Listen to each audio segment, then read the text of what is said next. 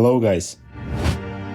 I had a neighbor that would walk into my backyard, take my gas can of gas from my mower and put it in his car and mower and then return the can. I found this out because I had begun to a little suspicious that this 5-gallon can was always nearly empty every time I went to mow the lawn, and it was only like a 1-quart tank on the lawnmower. This was back before cheap, easy security cameras, so I had to set up a webcam from my laptop with motion detection software. Caught the guy going into the backyard literally 5 minutes after I left the house. For the next week, every time I had to take a piss, I pissed in that gas can. Now, full of piss but still smells enough like gas to fool an idiot. Then I left it on the back patio again, made a big show of checking the fluids in my car, packing a few bags, made sure the neighbor knew I was getting ready to go on a trip and I'd be gone for a while, hoping he takes the bait. I come back home in about an hour, some car trouble. The thief is in his front yard pulling the rope on his lawnmower so hard, it looks like he's going to have a stroke. Turning bright, red and cursing. Later, he gets in his car, makes it a couple blocks up the road and it suddenly breaks down. I check the gas can on my patio, empty. Also, I just wanted to add, this guy was a huge piece of crap. That's not the only thing he did. I found out he had arrest warrants, so I ended up getting him arrested by applying for a sheriff's ride-along program in his name. I think it's deserved. For some reason, God knows why, I thought I'd trust a very small and local credit union with some of my money. When recently my card didn't work on the ATM, I asked for help inside the branch and a clerk gave me a code to use that would deduct cash directly from my account. This is the feature the bank has. I wasn't having special treatment. Fast forward a few days, it seems the bank system flagged my account for review because of some accounting error being late to deduct my balance. I didn't go on overdraft or anything. It was just a minor mistake from their side. And still, for over a month, all my funds were locked, and whenever I'd call my bank's support, I was given snarky responses, sometimes even hinting that they didn't like my foreign-sounding last name. Wow. When I spoke to my family back home to vent about this situation, a younger cousin came up with an idea. Use some Russian service that pays people a few Russian rubles each time to post whatever you ask them on social media. This service worked like magic. The website even had the option to choose between American-looking profiles and other locals. After the most well-spent $3 of my life and some AI prompts later, the credit union's social media were flooded with hundreds of complaints. I'm sure this got to the right ears because on the same day, the bank's call center manager personally called me to say they understand my frustration, and even if I don't want my account anymore, the bank is ready to initialize a transfer of my full balance, plus $50 compensation to any other bank of my choosing. Problem solved. They probably also realized there was no way to link this activity to me and hence hinted at ending things on a positive note. Too bad I can't tell the Russian bots to remove their posts. That will be someone else's problem now.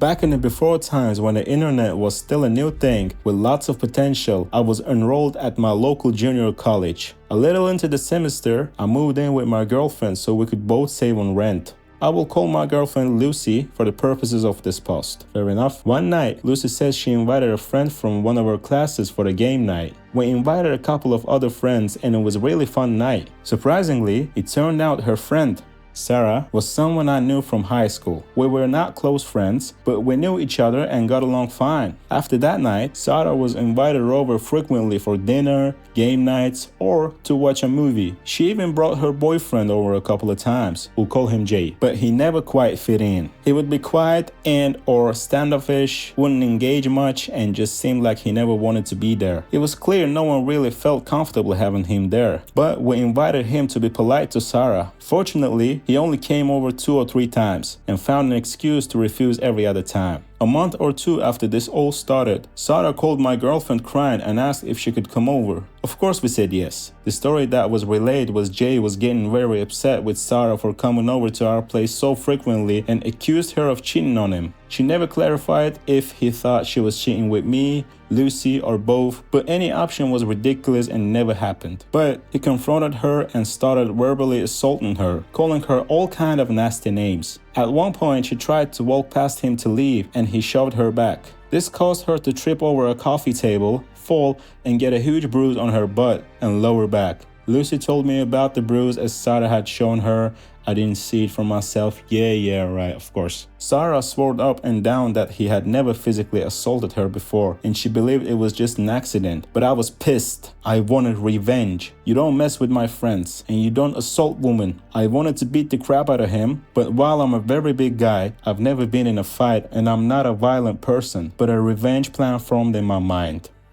At the time, I was working in an administration building of the school as a student employee. As part of my job, I could access anyone's student records, their fees, and their class schedule. The date was fast approaching. That was the last possible day to drop or add classes without penalty or specific permission. So I looked Jay up in the system, got his student ID number and the other information that I needed, and put my plan into motion. On the last day to change schedules, I used the dedicated enrollment phones in the administration building and canceled all of his classes. Not only that, but I went through and added every class I could find that had a course fee. If you owed a debt at the school, you couldn't get copies or your transcripts or anything else. Something that I didn't mention was that Jay was a foreign student and couldn't stay in the country if he wasn't enrolled with a certain number of units. I wish I could give more info about the fallout, but as I didn't want to get this traced back to me, I didn't tell anyone, nor did I pull up his records again for quite a while. I did get a little payoff though. Sarah was really worried about seeing him again, as they had an English class together on Tuesdays. She said that on Tuesday he was there, but there was also someone new standing in the class. He was standing because there weren't enough seats. The teacher, seeing that there were more people than should be, held roll. And guess who wasn't on it? You're right. It was Jay.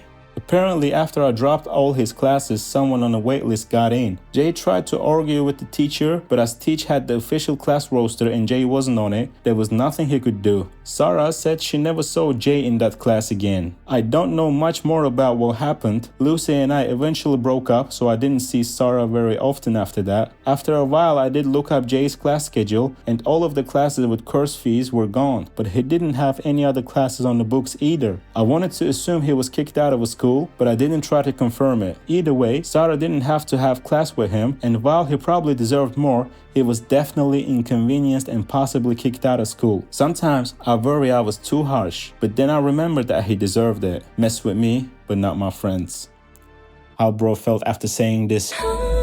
This is a very old revenge from when I was a teenager in the 90s. There were only a few PC gamers around at the time, and without internet it was hard to get hold of new games. Me and a friend bought games from abroad via airmail because local stores didn't sell many, but these weren't cheap. We would trade them with each other and would copy the copy protection, which was often included. This made it semi-affordable for us. A new kid joined our class, however, and his uncle had tons and tons of games we didn't have. We offered to trade games with him and gave him our original copies for him to copy, and in return we got corrupted floppies, missing copy protection, and etc. And after a few months of this, we received not a single working game, while he had received all of our games, and some he returned in less than nice condition. We had enough and we wanted to get revenge, but we didn't know how. Now, the 90s were known for the many AIDS campaigns after Freddie Mercury died of AIDS in 1991. I was a huge fan of Queen, and this new friend would often mock me for liking a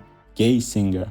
He came from a very conservative family and his mother was quite Catholic. This is what gave us an idea when we had to attend an AIDS event organized by a certain foundation with our class. At the end, we were given flyers about AIDS, homosexuality, and etc. And free condoms with the logo of the AIDS Foundation were up for grabs. We each grabbed a few for reasons you'll soon reach below. Me and my friend were one of the very few with a computer and inkjet printer at home, so we got this idea to screw him over. We created a fake letter addressed to our friend, pretending we were the AIDS Foundation, copying the logo and everything to make it look as authentic as possible, and it went something like, "Dear first name, thank you for your letter. We understand it's difficult being open about being homosexual and you have many questions after the event you attended with your class. Please find enclosed the flyer which should answer many of your questions as well as some condoms. Please practice safe sex at all times." We enclosed all the flyers we had gotten at the event as well as the condoms and mailed it to Mr. Last Name to guarantee his father would open the letter first. Oh my god, this is so evil.